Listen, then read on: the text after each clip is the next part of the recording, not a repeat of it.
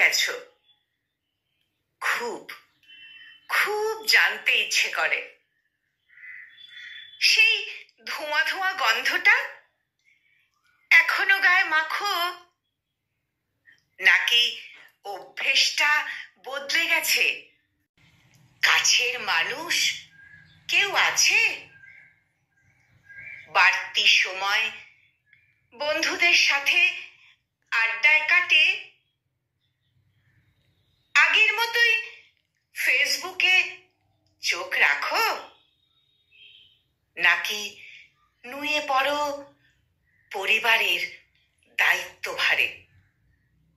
খুব জানতে ইচ্ছে করে। পছন্দের কিছু স্যাড সং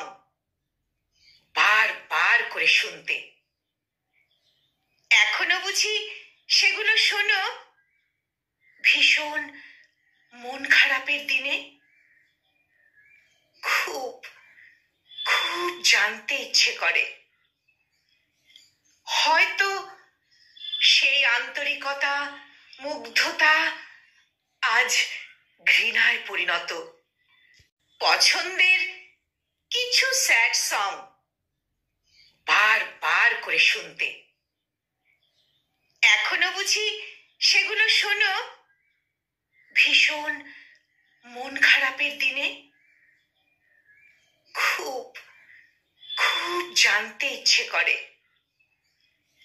হয়তো সেই আন্তরিকতা, মুগ্ধতা আজ ঘৃণায় পরিণত।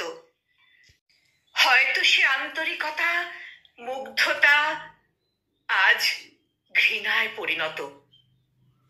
ক্ষমাহীন অন্যায় ভেবে দুষছে অবিরত।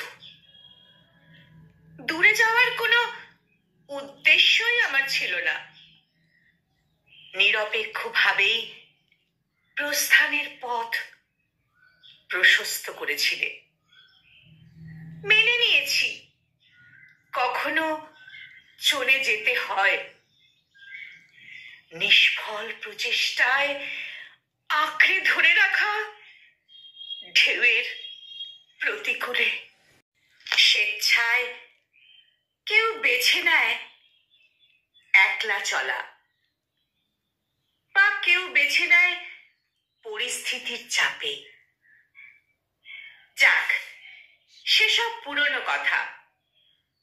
সবটা মিলে মিশে নিজের মতো করে কেমন আছো খুব জানতে ইচ্ছে করে।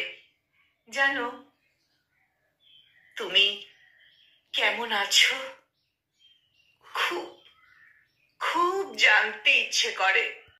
কলমে বিথিকা দাস, আর উচ্চারণে আমি নিবেদিতা। Namaste.